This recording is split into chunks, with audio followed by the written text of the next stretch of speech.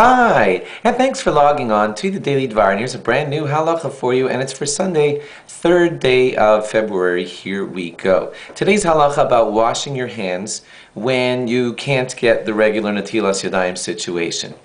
You know that some people sometimes try to use a faucet straight out of the sink right onto their hands, and there are problems in doing it that way.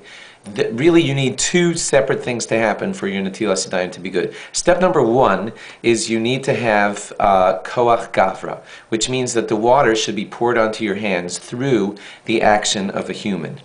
Now, usually that means the human picks up the cup and pours the water onto the other hand. When you open a faucet, it is true that you're sort of getting koach gavra because your turn of the hand made the faucet open and made the water pour out. That's why some people think it's okay to just stick your hand under a faucet, turn it on, turn it off, and say that was one. And then they put the other hand under it, turn it on, turn it off, and say that was two. The problem is that you also need a second feature, and that is a keli. You need a vessel. The water should be poured out of a container. And a faucet, a spigot, that's in your sink, does not really qualify as a container. Therefore, it is very problematic to wash your hands in that style, where you stick them under the faucet and you just go 1, 2, 1, 2, 1, 2. I see people do it sometimes. They like to rely on it, but technically it's really a problem to do it that way.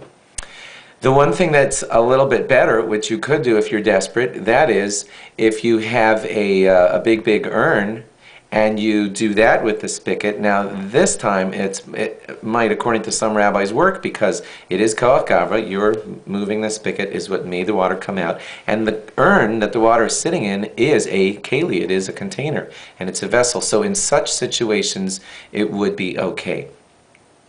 But straight out of the faucet is not so good. Now, as far as what kind of vessel you should use, there is leniency there. Although it's best to use one of those big washing cups if you're desperate. Most rabbis say that you could use a paper cup if you're desperate. You could even use a cone-shaped cup as long as it holds enough water. Even the kind of cone-shaped cup that's not going to stand up on its own, so it's not really a great cup, that too is okay when you're desperate as long as it has some status of something like a container.